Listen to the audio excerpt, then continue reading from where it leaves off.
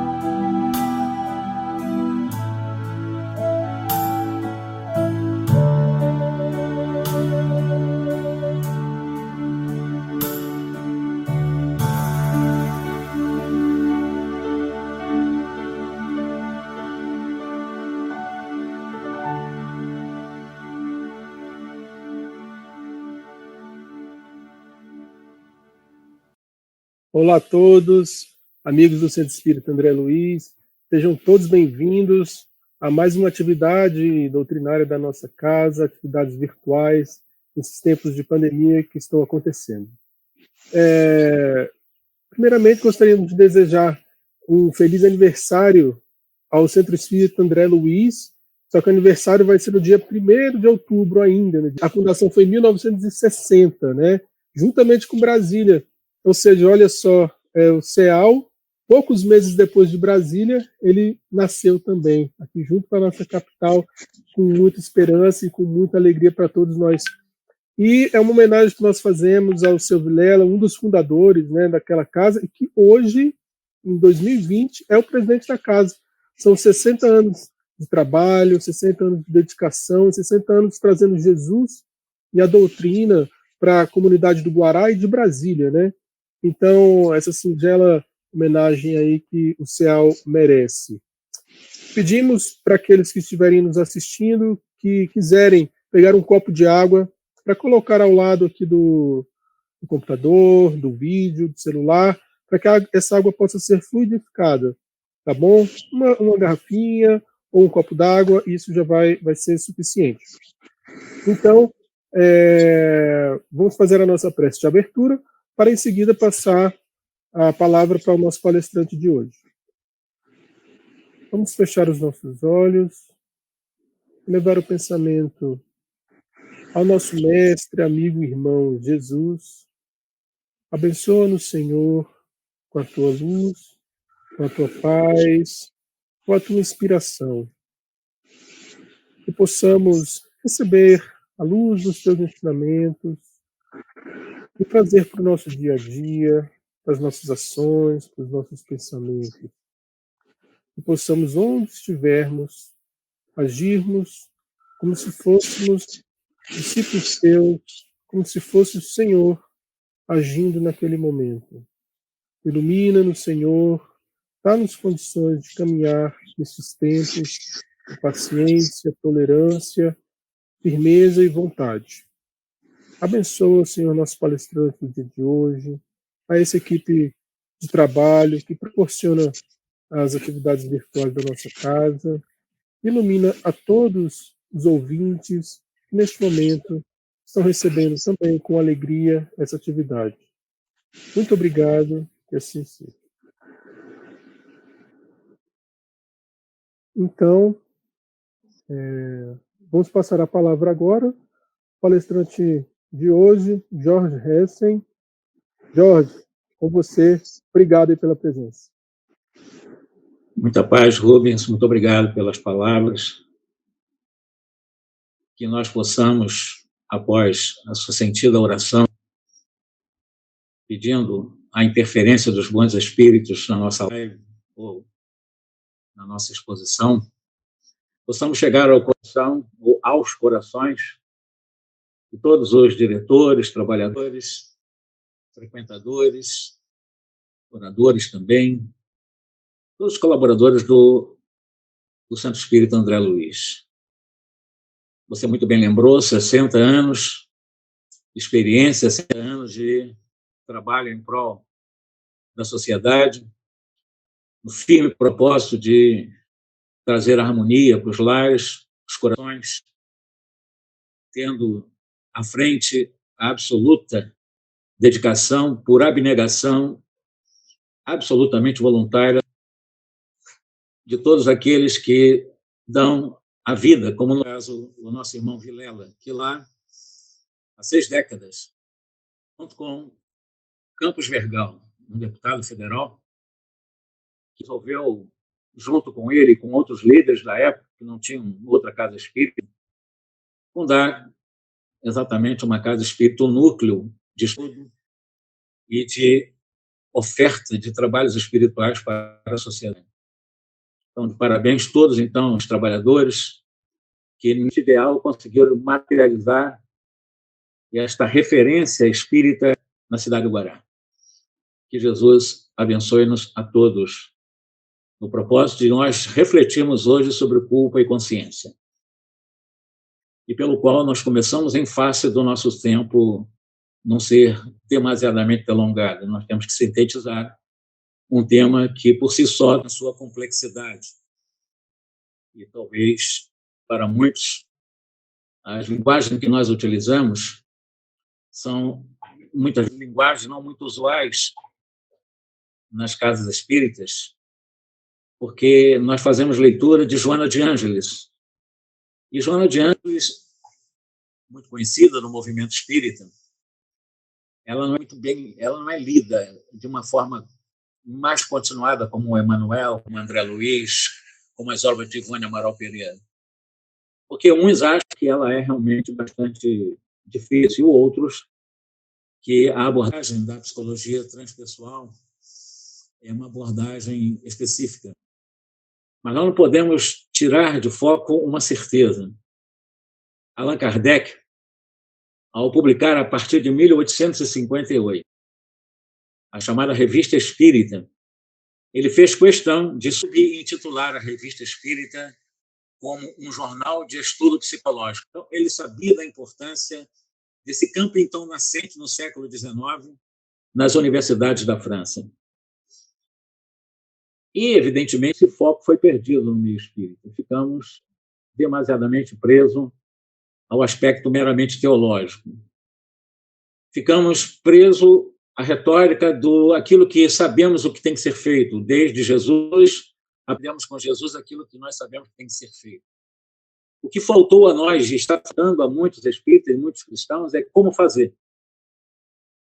Mas o como fazer no sentido de como fazer de forma consciencial. Não fazer porque os outros me mandam fazer. Fazer de forma consciente. E o como fazer, nós temos que fazer um estudo, um autoestudo de como nós funcionamos por dentro. Como é que funcionam os nossos sentimentos, os nossos pensamentos, como é que nós trabalhamos as nossas vontades, como é que nós trabalhamos ou não, vasculhando ou investigando as leis de Deus ou as leis divinas que já estão em nossa consciência. Como é que nós trabalhamos isso? Será que nós temos espaço para estudar essas leis? Quais leis são? Não são só aquelas 10 ou 12 leis estudadas no Livro dos Espíritos, nas leis morais na segunda parte, não. Na terceira parte, a rigor. As leis que já estão escritas na nossa consciência, de acordo com o que afirmaram os espíritos, na questão 621 do Livro dos Espíritos. Como é que eu conhecer a lei, por exemplo, a lei de amor, que é a maior lei do universo? A lei de amor já existe em mim. Nós já trazemos a latência do amor em nós, porque a lei já está inscrita em nossa consciência. Mas além da lei do amor, da justiça, da caridade, a lei de misericórdia, a lei de causa e efeito, a lei do trabalho, a lei de solidariedade, são várias leis que nós já trazemos na consciência. Precisamos vasculhar, que precisamos investigar, para poder saber como nós lidamos com ela, como nós estamos ou não cumprindo ou transgredindo as leis da própria consciência. Quando nós transgredimos as leis da própria consciência, evidentemente, nós carregamos nódoas energéticas como consequência do erro, que muitas vezes são transformados, para muitos ainda, em culpa. A culpa, segundo Joana, é o mais nefasto, é o mais inútil dos movimentos psicológicos do ser humano. Nós não tínhamos que alimentar a culpa, embora alimentemos a culpa. E já trazemos culpa do passado, culpas arraigadas já milenarmente. E isso tem sido um entrave para o como nós chegarmos a Jesus. O que nós sabemos, fazer o bem. Mas nós aprendemos a fazer o bem ao próximo, tendo o outro como meta. Mas não podemos desconsiderar que só podemos fazer bem ao outro se eu fizer bem a mim primeiro. Eu só posso dar aquilo que eu tenho, eu não posso dar aquilo que eu não tenho. Então, eu só posso ser bondoso se eu for bondoso comigo. Eu só posso perdoar os outros se eu conseguir me perdoar. Mas me perdoar não é me desculpar, é apenas me perdoar tendo a coragem para reparar o erro que eu cometi, que todos nós cometemos o erro o tempo todo. É impossível um ser humano, nas condições de imperfeito que estamos, não errarmos. E quase o tempo todo. Então, o que nós precisamos saber é como lidar com isso. Como ter a consciência e trabalhar dentro da consciência ou da autoconsciência, através do auto-perdão, para não ficarmos inculcando a culpa em nós mesmos. Que a culpa leva a câncer, a culpa leva a loucura, a culpa leva a suicídios, a culpa leva a homicídios, a culpa leva a todos os matizes de violências humanas na sociedade. Então, nós temos que ter exatamente esse critério. Como trabalhar em nós a não alimentação, a não realimentação da própria culpa, transformando os erros que eu cometi, aprendendo com os erros, reparando os erros e continuando a caminhada sem alimentar nenhum tipo de culpa. Como isso é possível? Nós vamos fazer aqui essa leitura com Joana de Ângeles, para que eu não fique muito divagando com as minhas próprias ideias. Ela diz o seguinte: a culpa encontra-se gravada nos alicerces do espírito e manifesta-se consciente ou inconscientemente nos mecanismos de autopunição. Quando nós estamos falando de culpa, a pessoa se autopune o tempo todo. Na realidade, a autopunição é o terceiro estágio do movimento da culpa. O movimento da culpa tem o primeiro estágio, que é do auto-julgamento. Você já se auto-julga, se acha um lixo, já acha que não deveria ter errado, que você não poderia ter errado, por que errou? Porque nessa confusão mental desnecessária. Você tem que fazer reflexão, mas não achar, eu não podia errar, eu não devia errar. Não, errou, já errou, o que pode fazer? Vamos consertar o erro. É uma visão mais consciente do que ficar preso ao erro, senão vai alimentar a culpa. Depois vem o auto-julgamento. E depois do auto-julgamento, inevitavelmente, vem a autopunição. Então, são três movimentos. Vem lá do julgamento, da condenação e da punição, o tempo todo, simultaneamente, em nossa consciência. Como é que nós podemos, então, trabalhar de forma mais consciente essa realidade?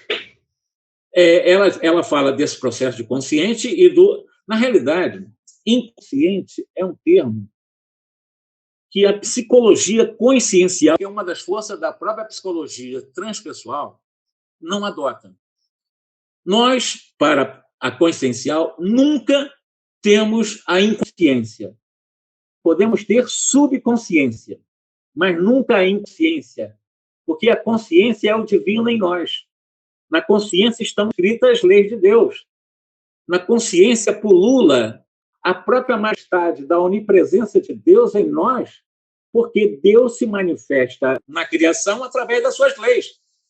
Então, se ele se manifesta através das suas leis, ele já também está na sua onipresença em nossa consciência. Então, nós nunca seremos inconscientes. Considerando essa realidade, as raízes podem estar fixadas em nosso passado, vidas anteriores, várias vidas anteriores, erros de crimes que estão ocultos, que não foram justiçados pela justiça humana, ou um passado até dessa próxima encarnação, né? Um passado mais próximo, nas ações de extravagância ou de delinquência, diz a Joana de Ângeles, geradora de graves distúrbios, a culpa deve ser libertada a fim de que os seus danos desapareçam. Existe uma diferença entre culpa e alerta da consciência.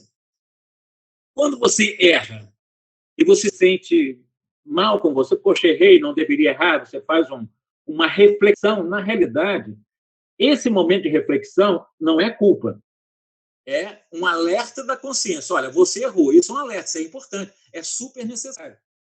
É com esse alerta que nós vamos aprendendo a não errar naquilo que nós amamos, aprender com o próprio erro. Mas se você não dá atenção à alerta da consciência, você vai transformar em culpa. Você joga debaixo do tapete todos os alertas de consciência, como se não estivesse tentando bloquear os alertas de consciência, vai jogando debaixo do tapete, mais tarde vai ser uma culpona, porque você não escutou os alertas da própria consciência. A consciência nos alerta o tempo todo.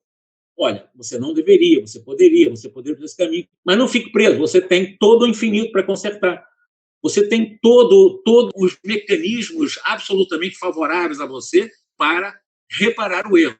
São 3 movimentos para que nós possamos reparar o erro. Primeiro, arrependimento. Segundo, é a expiação. A terceira, a reparação. Ora, o que é o arrependimento? Todo o processo de arrependimento passa necessariamente por consciência da realidade do arrependimento. Por exemplo, eu estou no movimento de arrependimento. Isso quer dizer que eu sei que errei, tenho noção do tamanho do erro que eu pratiquei, as consequências desse erro que eu pratiquei, e me proponho a não errar mais daquele jeito. Ainda vou ter outros erros, mas não daquele jeito. E arrependimento. São 3 movimentos psicológicos. Então, eu tenho consciência que errei, sei a extensão das consequências desse erro e tenho um propósito de não cometer mais esse erro. Só esses movimentos são considerados arrependimento. Não existe outro. Não, me arrependi. Não fez esse movimento, não é arrependimento. Depois desse movimento vem a expiação. A expiação, ele traz um certo desconforto para alguns, porque a expiação está muito ligada à questão da dor. Expiar é alguma coisa dolorida. Porque você tem que refazer um erro praticado depois do arrependimento. Mas não necessariamente a expiação tem que ser uma coisa dolorosa. Se eu já tenho consciência de que Deus, a sua onipresença, já se faz presente em minha essência divina, ora, eu tenho que buscar esse divino, que é o Deus do qual Cristo diz: vós sois Deus, vós sois a luz do mundo, que brilha a vossa luz, tudo está dentro de mim. Então, tentar buscar essa pureza que existe em mim para a expiação. Não seria tão doloroso, seria amoroso o processo expiatório. Por quê? Porque a palavra expiação quer dizer extrair. Ex é latim, extração, extrair. Expia, em latim, quer dizer pureza. Ação de expiar a pureza que você já tem dentro de você. Então, você pode expiar, não necessariamente sob a chibata de uma dor. Você pode expiar sob os movimentos do alto amor, movimentando-se, acolhendo amorosamente, sabendo que errou, tu é imperfeito. É impossível um ser humano imperfeito não errar, seria uma exigência da vida descabida de ser imperfeito não errar nunca, e você, nesse movimento do arrependimento, na expiação, você se acolhe amorosamente e se prepara para a reparação, que é o terceiro movimento. Como é que você vai reparar? Reparar é exatamente, após o arrependimento e a expiação, você fazer o bem aonde você fez o mal, porque a reparação tem que ser proativa, ela tem que ser pela ação. Você repara pela ação. Os outros são movimentos psicológicos. Você, tanto no processo de arrependimento como de expiação, é muito psicológico. Já a reparação, ela é mais materializada. Você tem que fazer o bem aonde fez o mal. Mas são 3 etapas, onde nós analisamos a justiça divina, exatamente, que estão escritas na própria consciência humana. Considerando, então, essa realidade que nós estamos levando aos anos, que eu estou realmente com muita saudade de muitos frequentadores que há mais de 35 anos nos acompanham no André Luiz, embora eu não pareça ter tantos anos, mas eu estou com 70 anos de idade, são 7.0 de experiência humana. 7.0 a gente tem um pouco de experiência para dizer que isso funciona. Isso não é teoria. Eu não sou psicólogo, eu sou historiador, sou professor de história. Então, eu estou dizendo uma coisa que Joana nos ensinou, está há 30 anos nos ensinando, que Allan Kardec tem divulgado em suas obras o tempo todo, que nós ficamos só na parte teológica, eu repito. Não tem que ficar só na parte teológica, não tem que ficar nesse movimento de autoconhecimento, é o como fazer aquilo que Jesus pediu que tem que ser feito, correto? Voltando a Joana, como alerta da consciência, a culpa é benéfica. Então, ela tenta mostrar. Alerta de consciência não é culpa, é alerta de consciência. Se eu não der atenção, vira culpa. Então, ela se torna, nesse momento, benéfica, porém, quando ela é cultuada, patologicamente, se torna geradora de grave distúrbio psicológico. Quem é que leva as pessoas, repito, para os distúrbios disociatórios, de manicômio e outros tipos de grandes distúrbios do emocional, do psicológico, é a culpa. Consciente ou subconsciente. Essa culpa, às vezes, está no subconsciente como um verdadeiro fogo, um verdadeiro vulcão no subconsciente da pessoa, e a pessoa não consegue caminhar, ela fica se martirizando: eu não valho nada, eu sou um lixo o tempo todo. O que é isso? Nós somos fagulha divina, nós não somos lixo, nunca. Nós somos parte da criação de Deus. Na realidade, nós somos criação de Deus. Deus, que é perfeito absoluto, imagina o perfeito absoluto ter criado alguma coisa imperfeita. Não há possibilidade do perfeito absoluto criar algo imperfeito. E nós somos criação, então nós não temos, pelo menos, essa ideia de lixo, que eu não valho nada. Nós fomos criados para a felicidade. Nós fomos criados para a felicidade. Como assim? Questão 105 do Livro dos Espíritos deixa isso com uma clareza cristalina. O Allan Kardec perguntou se Deus teria criado o homem bom ou mal, etc. E tal. Os Espíritos respondem com muita simplicidade. Deus criou o homem simples e ignorante. Nem maldade nós trazemos na nossa criação. Quando nós chegamos na humanidade, nem maldade nós trouxemos. Simplicidade e ignorância. E fomos crescendo na nossa razão, pela inteligência. Fomos saindo dos instintos animais materializados, né? Aqueles instintos bem ligados às sensações, bastante egóicos, e começamos a trabalhar os sentimentos, que já é uma evolução da sensação animal e primária. Trabalhamos bastante a nossa inteligência, ampliando a nossa razão, ampliando a nossa capacidade de liberdade de ação. Porque quanto mais eu amplio a minha inteligência e a minha moralidade, mais liberdade eu tenho de decidir aquilo que eu quero para a minha vida. Nosso livre-arbítrio se amplia com a minha evolução moral, quer dizer, com as escolhas que eu faço estar sempre de bem com as leis da própria consciência. Aí eu fico com uma liberdade enorme. Os que não fazem isso, a liberdade é mais restrita, é claro, é óbvio, porque ele não está fazendo as melhores escolhas. Por isso, na questão 115, os espíritos dizem, uns vão mais rápidos para encontro da verdade, para viver a pura e eterna felicidade. Está lá no Livro dos Espíritos. Outros murmuram, murmurar é reclamar contra esses mecanismos. Não gosta de si, não gosta das leis, não quer obedecer às leis, e são sempre indisciplinados, são preguiçosos moralmente, quer dizer, não quer trabalhar, porque fazer o bem dá trabalho. Você se renunciar, ser humilde, dá trabalho. Você ser realmente pessoas, no momento em que você é desafiado a usar a paciência e ser paciencioso, dá trabalho. Você tem todo um trabalho sem nenhum tipo de depressão, não adianta se deprimir porque você errou, não. Trabalhe de uma maneira consciente que cada erro sirva de uma lição para que você não retorne nesse mesmo erro. Embora outros virão, mas nesse momento você já não comete mais. E aí nós vamos desenvolvendo virtudes através do discernimento das minhas escolhas. Bom, eu escolhi isso, eu passei por aquilo, não vou escolher mais isso, vou escolher aquilo. Mas pela nossa liberdade. Deus nos deu, Deus nos concedeu, é uma lei divina, a lei de liberdade, que é a lei do livre-arbítrio. Então nós temos a livre-arbítrio de fazer o bem ou fazer o mal, é uma escolha nossa. Deus não tem nada a ver com isso, ele permite que isso aconteça porque é a lei de permissão. É uma lei divina, é a lei de permissão, ele até permite. Não que seja a vontade dele, nós fazemos o mal, mas faz parte das condições humanas de imperfeição que estamos, ou fazemos as coisas erradas ainda, até pela própria ignorância, porque ainda somos ignorantes em muitas coisas e no próprio conhecimento dessas leis da consciência nós não conhecemos bem. Por isso que eu digo, nós temos que investigar essas leis, temos que vasculhar essas leis, como elas funcionam, como é que o amor meu é verdadeiro ou é um amor egóico? Se for um amor egóico, não é verdadeiro, é um pseudo-amor. A minha bondade é verdadeira, ela é consciencial, ou é só para os outros verem e aplaudir? Isso não é bondade, isso é uma pseudo-bondade. É do mundo egóico, eu só estou alimentando o mundo de fora, o mundo que vai passar, o mundo transitório. Todo investimento tem que ser para a nossa eternidade, ou seja, para aquilo que vai permanecer, para aquilo que é permanente. Todo investimento que eu faço para aquilo que é permanente, fica por ser permanente. Tudo aquilo que eu faço para o mundo transitório, ou seja, para o mundo egóico, evidentemente não vai ficar, porque é transitório. Quando eu alimento muito o meu ego, o Jorge é o tal, o Jorge é isso, eu estou perdendo um tempo enorme, porque eu estou alimentando aquilo que vai passar e meu nome vai ficar. Eu não levo isso. Eu só levo a essência divina que sou. Não aquilo que estou, nem dinheiro, nem conta bancária, nem CPF, não levo nada disso. No momento do chamado à desencarnação, nós não levamos nada disso, tudo é transitório.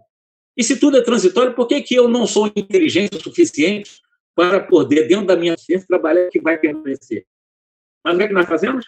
Só investimos naquilo que é transitório.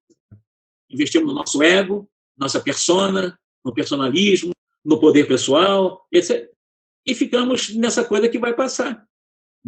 É claro que nós temos que valorizar um corpo, nós temos que valorizar o nome que Deus concede, claro, mas não ficar preso nisso que é transitório.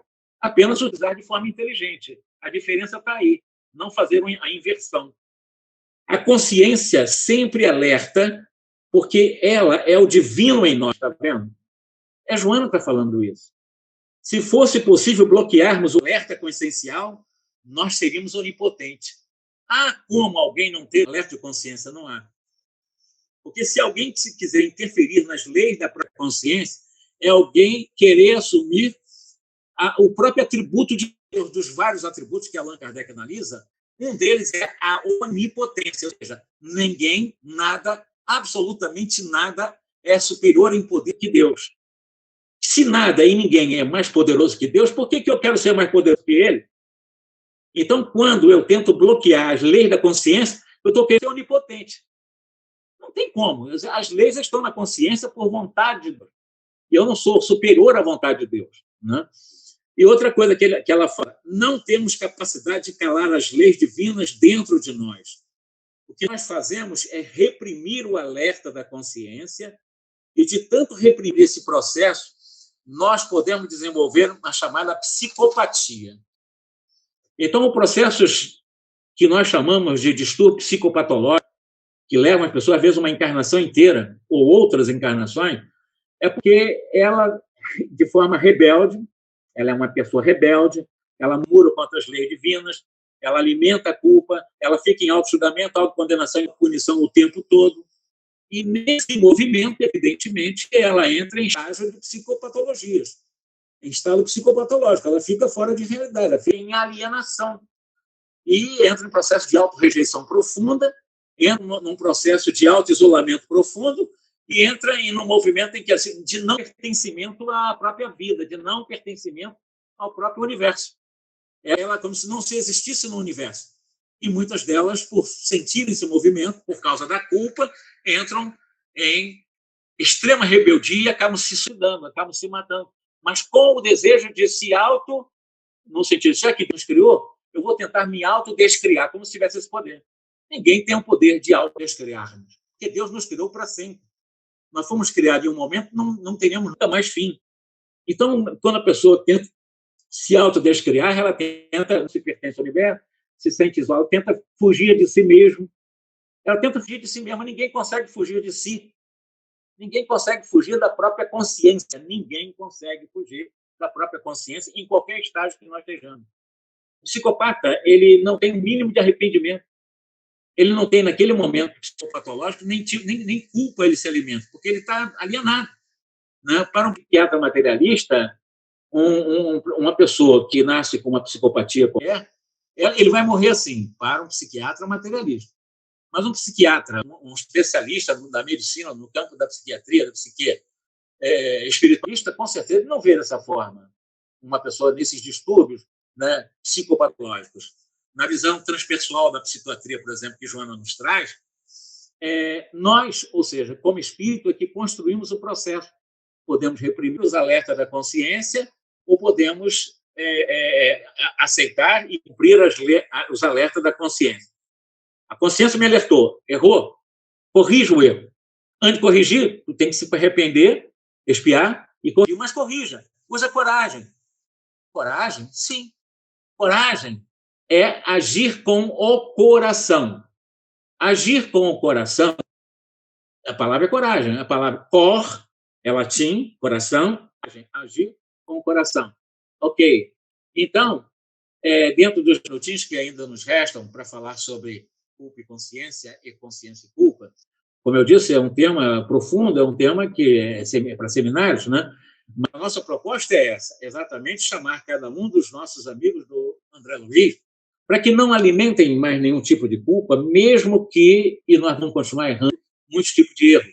Cada vez que nós erremos, façamos uma reflexão sobre o erro, vamos analisar quais as circunstâncias que nos levaram a errar, por que eu estou alimentando e que me levou ao erro, porque, na realidade, o meu pensamento gera a minha ação. E a minha ação gera o pensamento nos outros. Isso foi André Luiz que ensinou, o próprio André Luiz que nos ensinou isso. Então, eu tenho que analisar exatamente o que eu estou pensando, como eu estou pensando, por que eu estou pensando. Fazer exatamente essa análise rápida. Cedo ou tarde, né, o mal que nós cometemos, evidentemente, nós vamos reparar, e nessa reparação, podemos reparar de uma forma mais suave, mais leve, de uma forma mais até alegre. Eu disse, coragem é agir com o coração.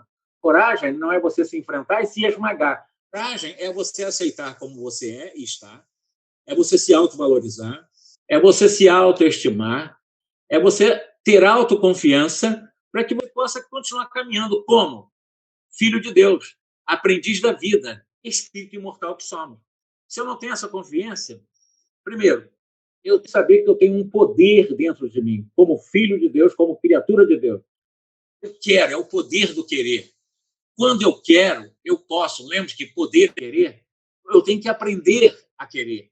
Então, quando eu quero, eu posso. Se eu posso, eu consigo. Se eu consigo, eu sou capaz. Se eu sou capaz, eu mereço. Simples, reduzo nessas 5 palavras. Querer, poder, eu posso, eu sou capaz e eu mereço. E aí, evidentemente, eu não fico alimentando culpa desnecessária, embora os alertas de consciência vão sempre dizer, Jorge, não faz mais isso, Jorge, você errou. Reconheça o erro, assuma corajosamente esse erro e, pela autoamorosidade, procure reparar o erro de uma forma suave, leve, não por violência. Não fazer o bem como se estivesse negociando com uma negociata. Você pagar um erro cometido, tentando comprar o perdão como se comprava na Idade Média. Isso não adianta. Não, vou fazer caridade para o mundo inteiro para sair da minha culpa. Isso é perder tempo, que é uma outra forma de comprar o perdão. Não é por esse caminho. Não é com fazeção de coisa por fora. É fazer as coisas por dentro. Por isso que eu digo, é o como fazer, que Joana de Ângeles está nos ensinando. E o como fazer é tudo dentro de nós o tempo todo. Aprendamos a nos amar um pouco mais, a nos respeitar, a nos valorizar, a nos aceitar como estamos e somos, procurando sempre melhorar, sem entrar em preguiça moral. Não cruzar os braços. Trabalhar nós intensamente, desenvolver as virtudes que já possuímos e desenvolvendo as virtudes, com certeza, os nossos propósitos reencarnatórios, os nossos propósitos na reencarnação serão exitosos. Chegaremos realmente numa linha mais verticalizada de evolução, não só numa linha horizontalizada, só pelo saber, porque eu já estou sentindo e já estou fazendo. São 3 etapas. Saber, eu já sei. Eu tenho que sentir o que sei para poder vivenciar aquilo que eu sei. Ok, então vamos encerrando aqui as nossas atividades, agradecendo imensamente ao Jorge, pelas palavras, pela reflexão profunda, e agradecemos a cada um de vocês que estão nos assistindo hoje, tivemos essa oportunidade, e que possamos pegar essas reflexões e deixar na nossa mente, né? Durante a semana, ficar pensando nelas, lembrando que nós fomos criados pelo amor, que é Deus, e o nosso destino é o amor, né? Que é o Pai. Então, esses sentimentos de culpa, trazer essas ideias do Jorge durante a semana, ficar pensando naquilo, refletindo, para que possamos caminhar mais tranquilos, mais autênticos, né? A nossa jornada. Então, nós vamos fazer a prece de encerramento, lembrando que deixem um copo de água, né? A gente pediu para aqueles que quisessem pegar um copo de água, uma garrafinha, para que a gente pudesse pedir na prece aqui pela purificação dessa água pelos espíritos benfeitores. Então vamos cerrar os nossos olhos, agradecer novamente ao Mestre querido, Jesus amigo, tão presente em nossas vidas, ilumina-nos, conduz-nos por esses caminhos do planeta Terra. Que nós possamos refletir sobre os ensinamentos de hoje, possamos trazer para o nosso dia a dia as reflexões, sabendo que o Senhor está conosco e que, se acima de tudo, Deus, nosso querido Pai, Ele nos conduz, nos abençoa, nos ilumina e quer o nosso bem. Deus nos criou, Deus quer o nosso bem e Ele nos criou para a luz, para o amor. Pedimos a espiritualidade amiga que possa fluidificar as águas dos irmãos que estão aqui assistindo hoje a nossa palestra, para que tenham ali a fluidoterapia, a terapia da fé, abençoada pelos Espíritos.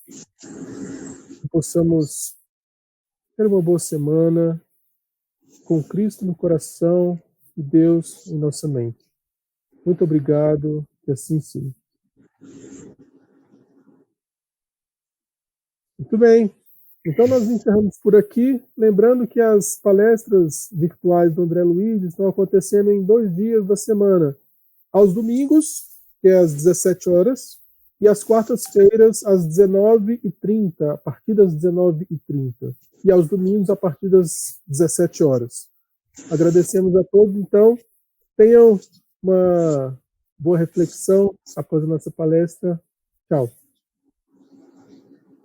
Irmãos, frequentador da nossa casa de oração, aos nossos cooperadores, de modo geral, das nossas crianças, os nossos jovens, a todos que estão conosco, ou aqueles que estão vindo pela vez primeira ao nosso CEAL.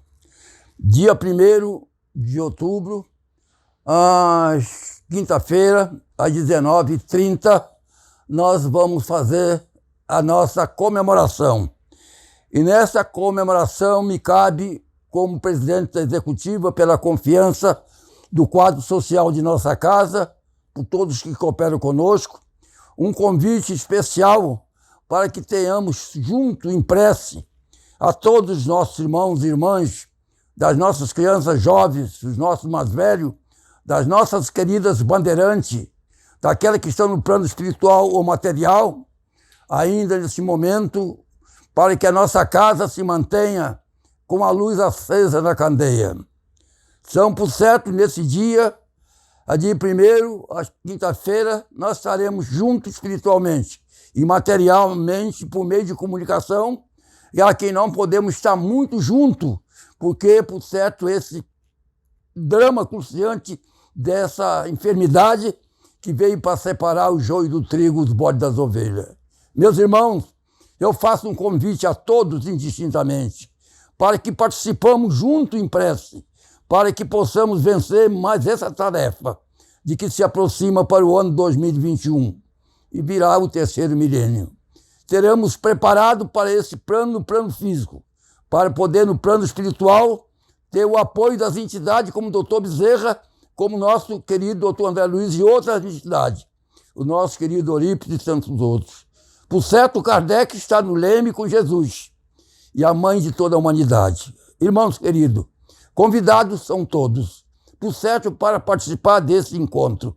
É com muita alegria, desses 60 anos de existência da nossa casa de oração. É com muita alegria que gostaríamos de estar juntinho, abraçando uns aos outros como as vezes anteriores, dando flores, sorriso, abraço e a palavra. Dessa vez, por certo, mais reduzida de outros meios, em modo de que o mundo de César, pela tecnologia atual, nós temos que abraçar mentalmente a todos, dos lares, da família, dos frequentadores, dos cooperadores, a todos indistintamente. Participe, por certo, irmãos queridos, da nossa casa, da nossa doutrina codificada por Kardec, para que comemoramos por mais 60 anos dessa casa de oração. Ou para sempre, mas é um monte de pedra. Mas Jesus não quer um monte de pedra, quer um monte de coração junto para vencermos a nossa tarefa. Mas não queremos espinho, queremos flor rosa. E eu ofereço por certo ser rosa, que é paz, luz e amor. Em nome de quem? Da mãe do Salvador, de Jesus. Dessas bandeirantes devotadas da primeira hora, dos nossos jovens que não medem o sacrifício da nossa criança, que frequenta a nossa aula de moral cristã, aos seus pais condutores, que confia por certo nessa doutrina, pelo exemplo de cada uma das nossas professoras, educadoras, evangelizadoras, que dá o testemunho de fé para transmitir às suas crianças o exemplo, a maneira de conduzirmos o barco da vida. O momento é de um profundo conhecimento dessa doutrina no sentido da vida, para ensinar, mas ensinar pelo exemplo, pelo amor, porque só o exemplo basta. Não basta ter teoria, nós temos que viver na prática e no amor com Jesus. Jesus vai ensinar o quê? O amor para todos nós. Então, esse convite é abrangente a todos indistintamente, para que a nossa casa não fique despercebida nesses 60 anos. Assim, contamos com essa ajuda. 1000 vezes a minha palavra. Mas não podia deixar de não dizer, uma família é minha esposa Edilene, por todos os cooperadores, os nossos funcionários, por certo, daquele que, por certo, considera mais simples, todos indistintamente, são trabalhadores devotados. Eu tenho a gratidão a todos, indistintamente. E essas devotadas companheiras que já passaram para a nossa campanha, enfim, para nossas bandeirantes, que ainda algumas estão presentes entre nós, que deram os seus melhores esforços. Está gravado aqueles que deixaram plantado com amor, com as 3 flores da paz, não com espinho. Então, bandeirantes querida, nossas crianças, nossos jovens, aos nossos frequentadores, eu quero dizer 1000 vezes, em nome de toda a diretoria da executiva, quem sabe usando indevidamente ou pela confiança ao Conselho Doutrinário, ao Conselho Liberativo, a todos os nossos irmãos que faz parte integrantes da nossa administração atual. Quero agradecer de joelho, em meu nome, mais uma vez, da minha companheira, que faz parte desse conselho deliberativo, junto com os demais irmãos. Obrigado neste momento, Senhor, por esses 60 anos, por estar presente nessa comemoração. Deus conosco, hoje e sempre, que assim seja. Muito obrigado.